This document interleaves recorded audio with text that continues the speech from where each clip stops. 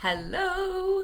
I wanted to go live and share this topic, which hopefully I am live, because it's a big one. And it's one that I hope comes really valuable to you if you are a parent, if you're a mum, most likely in this group. I wanted to share my tips and what it actually looks like to build a business when being a parent. This doesn't need to be what it looks like for you. Obviously, take what works, leave what doesn't. But I was just thinking about this today because I had a really tough day. And I was going to write this out as a post, and then I was like, I really actually feel like I need to go live about this. So I'm just going to check I'm live. Yep. Beautiful. Okay. I felt like I needed to go live about this because that's the whole point, right? I had a tough day, and don't think that it stops at any point being a mum and juggling everything in this business, because it doesn't. And also, that's why we do this, right? So today, my son, my 6-year-old, was home with gastro, and it was the only day that I had without kids until Wednesday next week. And suddenly all my plans got thrown out the window, right? So the podcast that I was supposed to film, all the things that I had scheduled for today, I had a DBS call this afternoon, which I actually still did. Like all this stuff that I had planned for my day, I had to either reschedule or work out how I was going to do it, right? And it just made me think. And then my husband got home after a really big day at work. He had like board meetings and stressful things and things going on everywhere, right? And I don't know if anyone can relate to this. When you've been home with the kids all day and your husband's been at work or your partner's been at work, and then they get home and they, I'm sure, would love nothing more than to be home with the kids. I'm sure that's where they would have preferred to be all day rather than their 9 to 5. However, in this business, I would prefer to be working or at least have a little bit more space to work than 24/7, being a mum. I love my kids and I also love my business, and I get so much fulfillment and enjoyment from this. So often you feel a twang of like anger towards them when they get home, and you're like, I have been home with the kids all day and you've had the luxury of going to work, right? Even though that's why we do this business, that can still be the reality. And they're on the other end being like, I would have loved to be home with the kids all day, but I was at work dealing with all this stressful stuff. So that is often the reality of the dynamic in this business, or in any business, in any household where there's two parents co-parenting on the kids and one of them is working, right? So I have built this business around kids for 6 years, right? I've been in the business for nearly 5 years. And before that, I was in Isogenics, which is a different network marketing company. So I'm actually going to include my tips from when I was building Isogenics, because it has been 6 years of me. The whole time I've been a mum, I've been building something on the side, right? I've actually never had maternity leave. Like I've never had paid maternity leave from a job outside of course, this business, which I'm very grateful for. But I've never had like a 12 months of, I don't even know what you would get. Like, is it that they hold your job for 12 months or you get paid or whatever? I have never had that. I quit my job when I was still with Isogenics, and I spent 12 months trying to replace my income so that I didn't have to go back to work. And unfortunately, that didn't work with Isogenics, so I had to find a job. And I found this business the month that I found the job. So I think it's relevant for me to talk about when I was doing Isogenics, because even though I didn't replace my income, I still consistently made sales. And I, had my first child and everything. So these tips hopefully will help you as well. So I'm going to take you through my tips based on how many children and the ages, because this is what's worked for me. Take what feels good, leave what doesn't. First and foremost, your children are not your excuse, and I cannot reiterate this enough. They are not your excuse. They are your why. And check in with yourself. If you are saying, I can't because of the kids, or I don't want the kids to see me on a phone, or I don't want to be working around the kids. Like, no, enroll them in your vision. They are your vision. You're doing this so that and you can say this to them, I'm doing this for you so that I can be there at your school's assembly, so that I can watch your soccer game, so I can take you to practice, right? Like, enroll them in your vision and tell them why. And also explain to them, mama's working. This is still work, guys. You have a business. You're a business owner. If this was any other business, you wouldn't hide your work from your kids. You would, this isn't something to be ashamed of either. This is a really beautiful thing that you're actually building a legacy income for your kids, right? So first and foremost, my kids are my why. They're not my excuse, and I've never hid that I'm working from my kids. I don't care if they see me on the phone. I obviously try not to be on my phone too much around them. But if I take them to the park, or I'm going for a walk or whatever, I used to do so much pushing the pram. I have no problem with telling them, like, mama's on a call, or mama, I do a lot of voice notes and I just call it a call, and I say, like, I've just got to do this quick call now with one of mama's friends, and I do a voice note or something. Or we really encourage you guys to be showing up and doing a post every single day.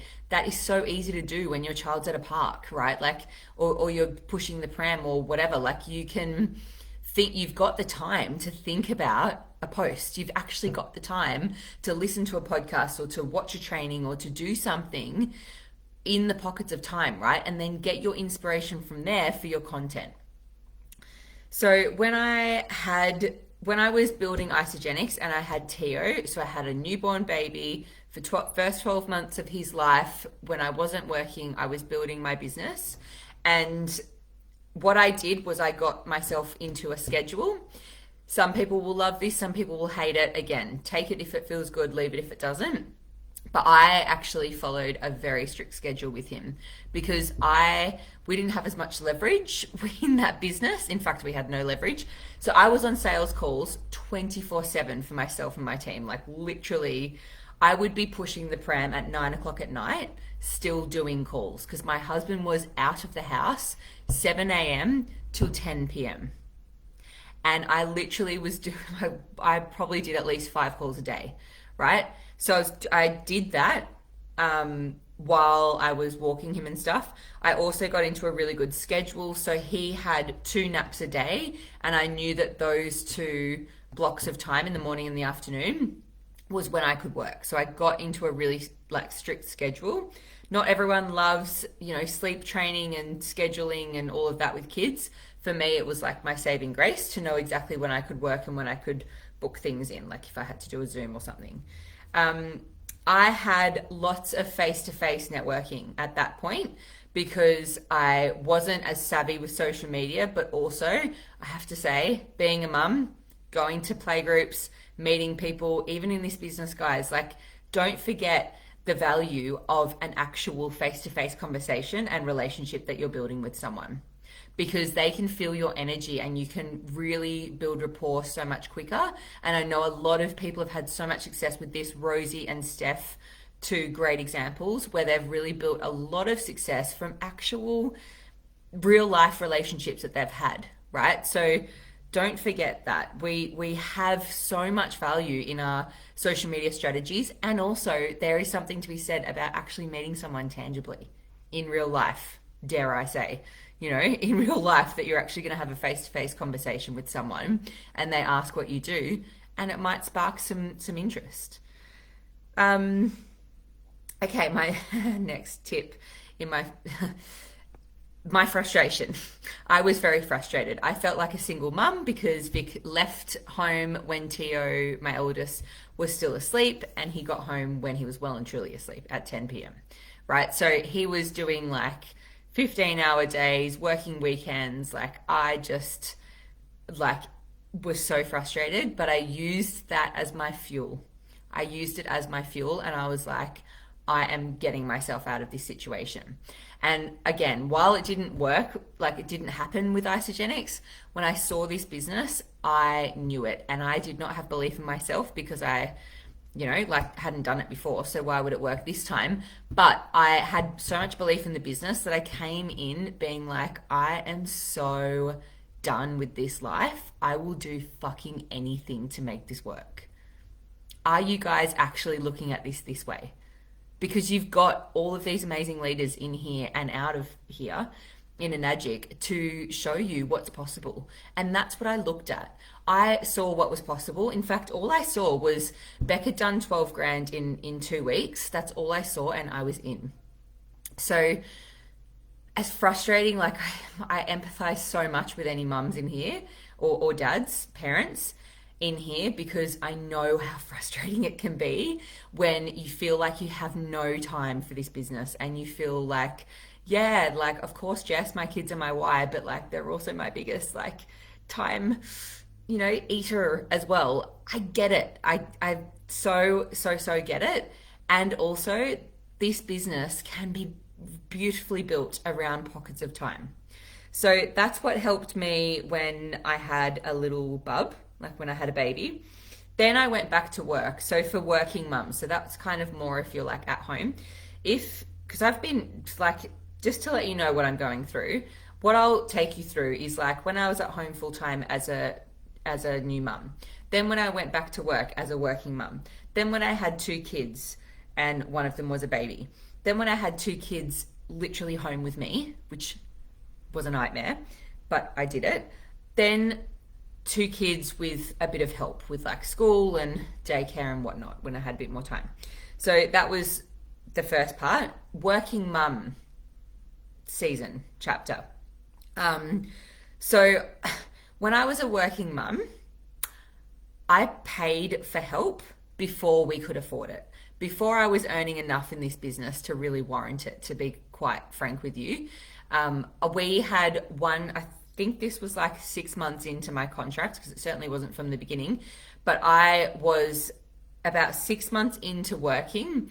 I started paying for Tio to go to daycare, an extra day a week. That basically I had 1 day a fortnight that he was at daycare that I wasn't working. I was working on my business, and we were not, like we didn't have all this extra cash to splash at the time, but I knew that it would be worth it long term.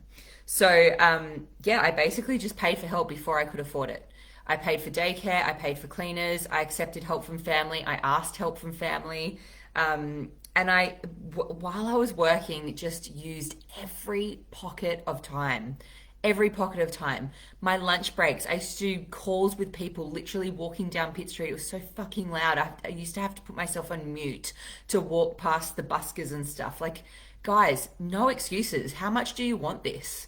I used to go and use the Wi-Fi in, I can't remember, is it the Hilton next to on Pitt Street? My office was like above, I'm pretty sure it's the Hilton.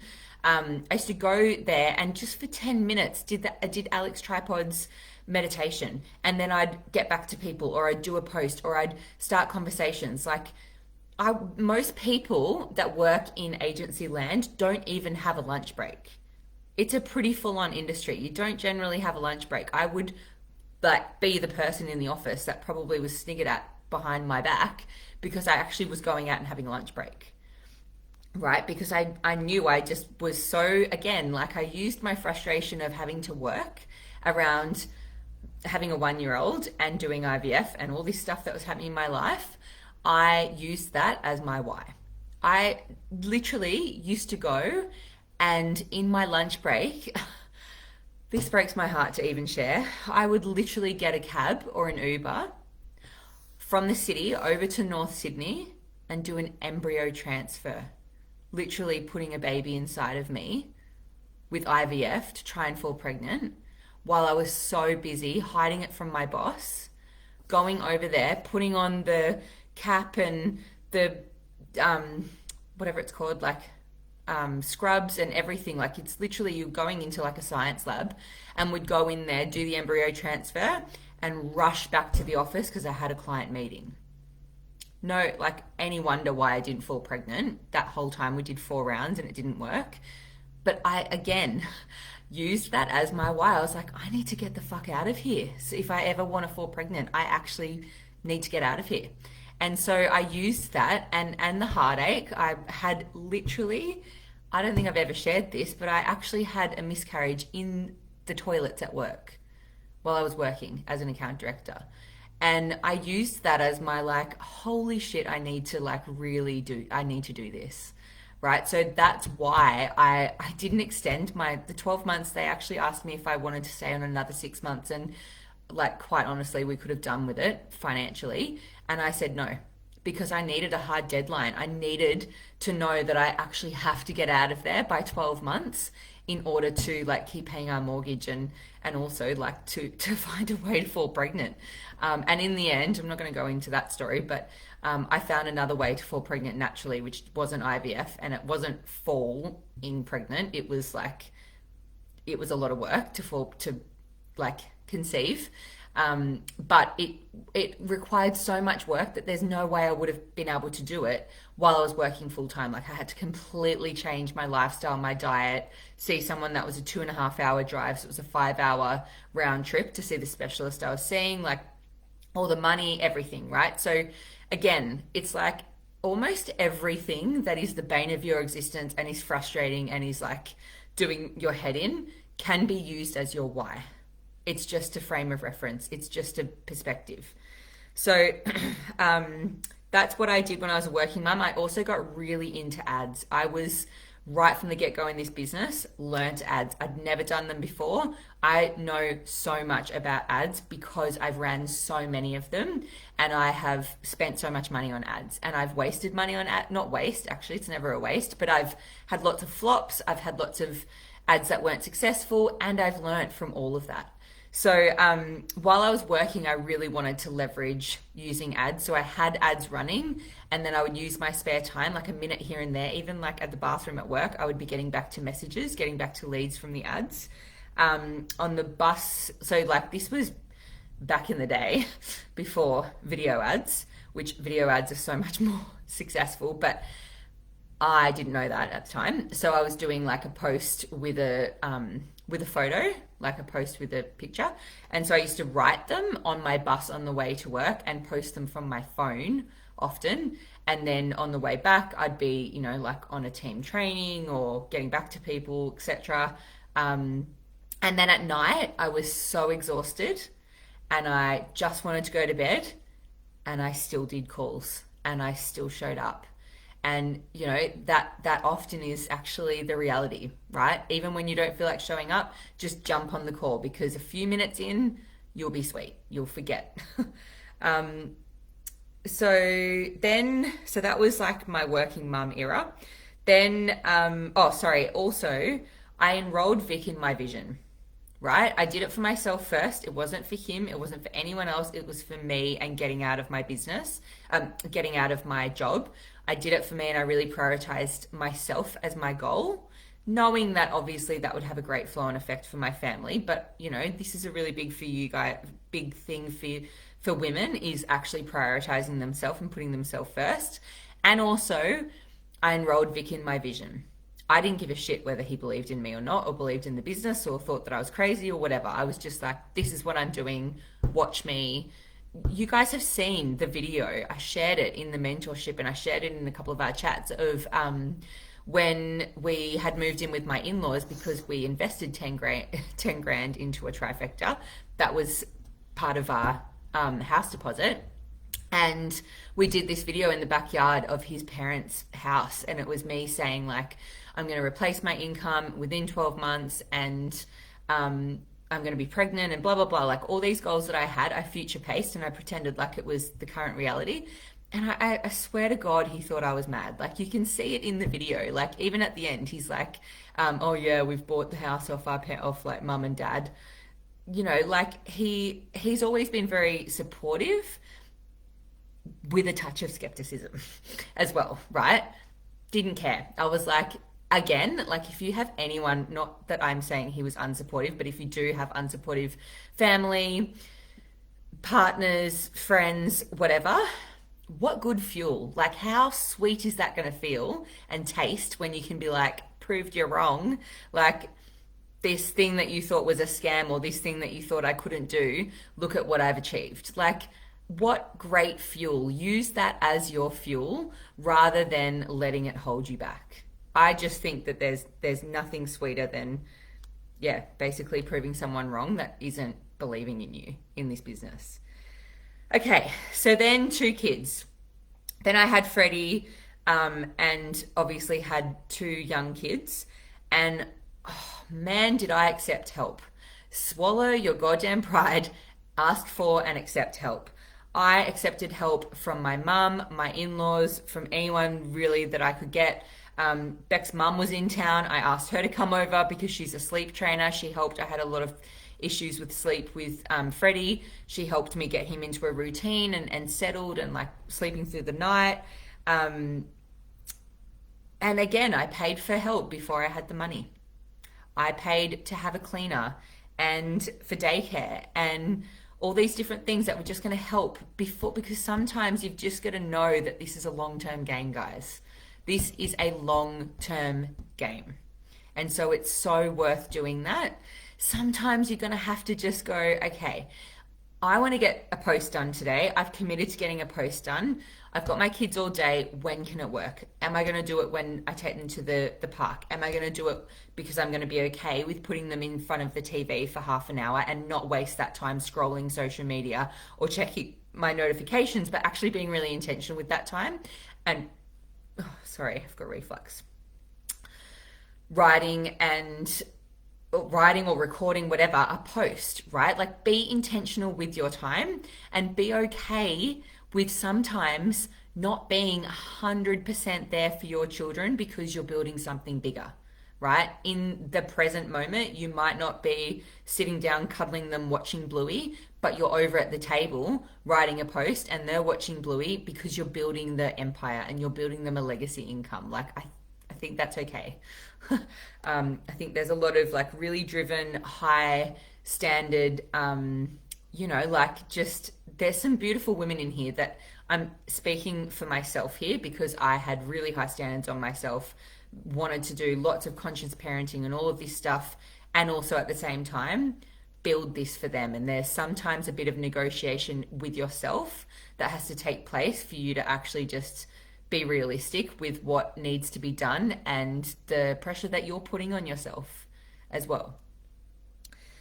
Okay, so that's what helped me when Freddie was a baby also, I would have him on my boob. I literally did so many trainings, so many team calls. You guys that were around saw Freddie's head was here for everything. He was sleeping on me, he was feeding on me, like it didn't stop me showing up.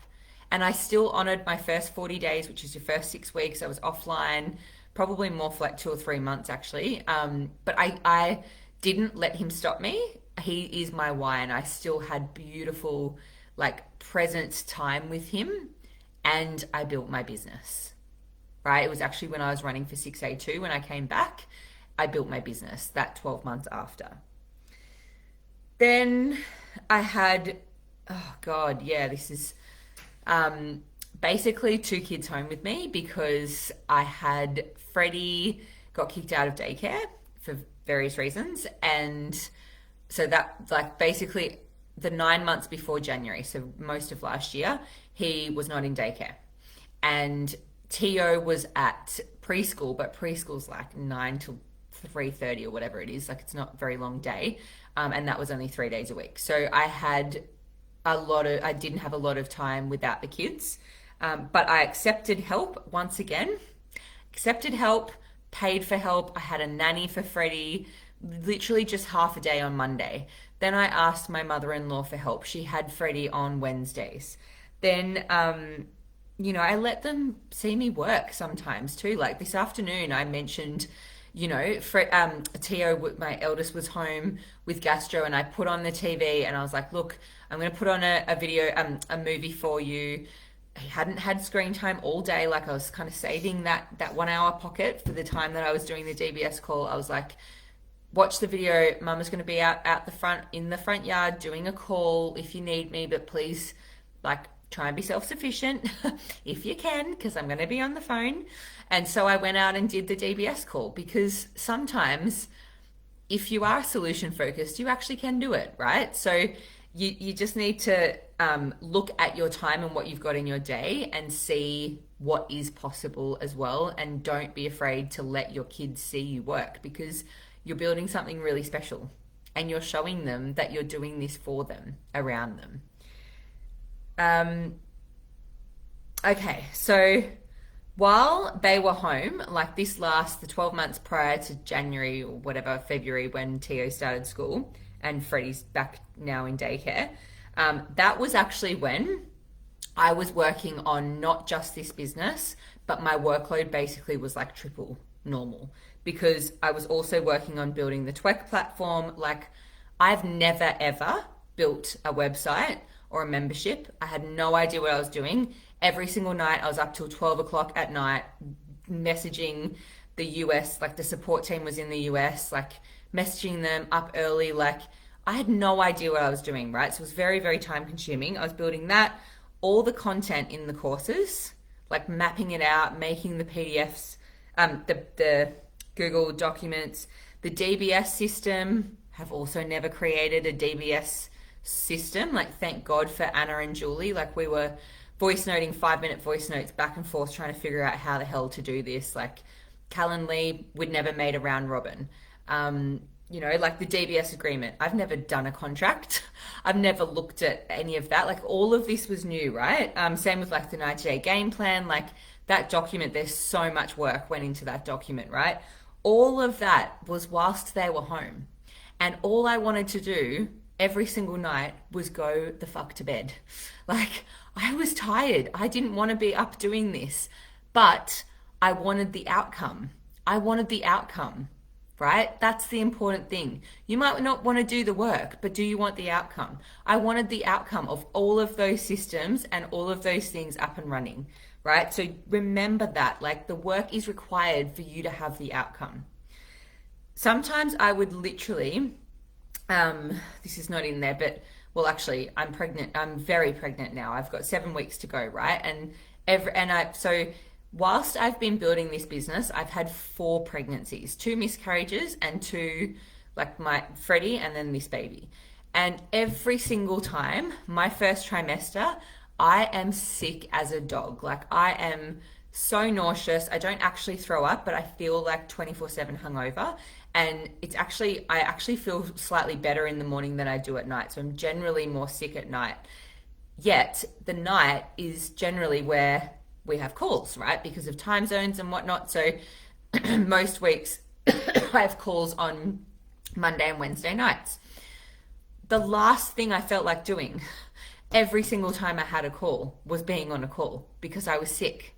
And I still got on, because the moment you get on and commit to your goal and commit to your, to what you said you were going to do, you actually start to forget that you're actually feeling that sick, right? Because you've got your focus on something else.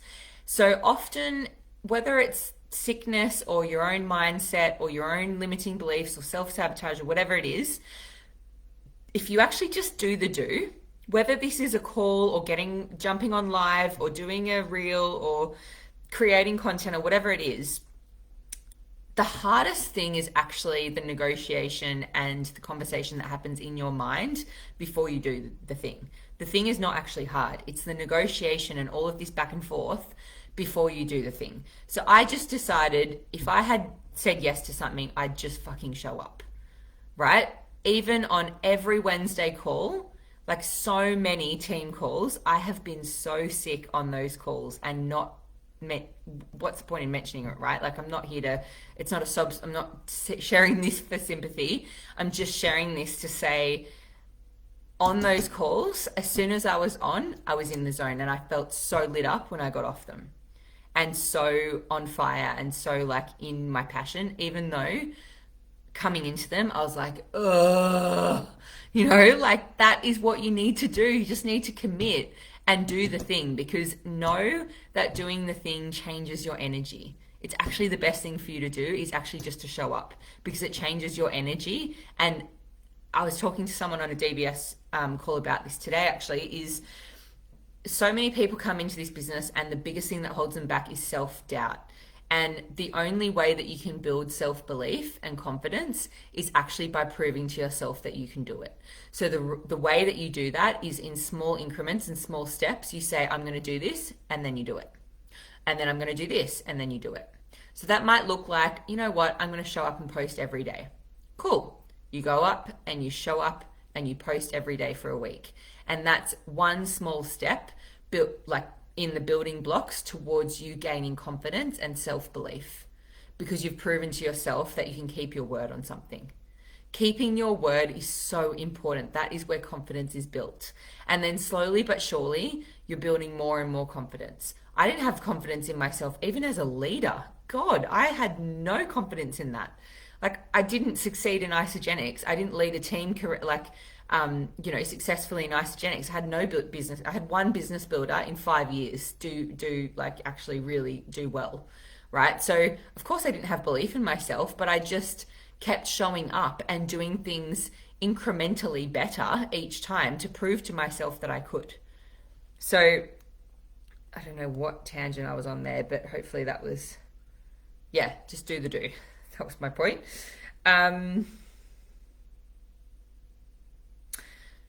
The other thing that I did when I speak about like asking for help and support and accepting help and support, I also asked Tio's parents for support. So I would be like, I'm happy to have this kid over on this day.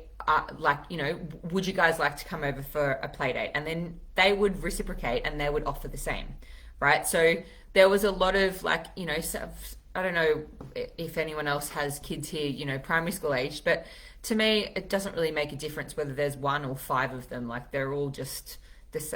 They're all gonna. It's actually kind of sometimes easier if there's more, because then they're more like they're just gonna play together, and then you just put out bulk food, and it's all dandy.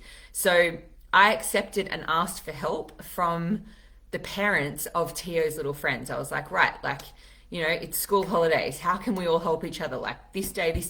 We made a little schedule between, there was four mums, and myself and 3 mums, and we made a little schedule of like, right, all the boys are going over there for 4 hours on that day, and then they're going to come. So I only had to do it once, and I had 3 other days that they were, at their friends. So ask for and accept help from the community, right? As well. Like, they say it takes a village. Create your village. If you don't have family around, how can you create a village? Because it's also really nice to have other mum friends that have kids your age as well. So they are my tips. I hope that was helpful. Ask any questions in the comments, but I really feel like it comes down to using your kids as your why, not your excuse. Doing what it takes, because my God, if you lived a day in the life of my life, it's not glamorous. I'm doing all the same things that you guys are doing around kids. I'm just slightly further ahead, right? So I get it. It's a juggle, right? But some of those things, like doing it, paying for help, paying for outsourcing things before you really can afford it. I paid for a VA as well before I really probably could warrant having one with the income that I was on. I'd replaced my income, but it's not like I had all this extra cash. Like, that income that I'd replaced had a home. It was paying for our mortgage and our food. It's not like I had all this extra income to be investing, and I still did. So remember that every time you invest in your business, you're investing into your future, because your future is your business.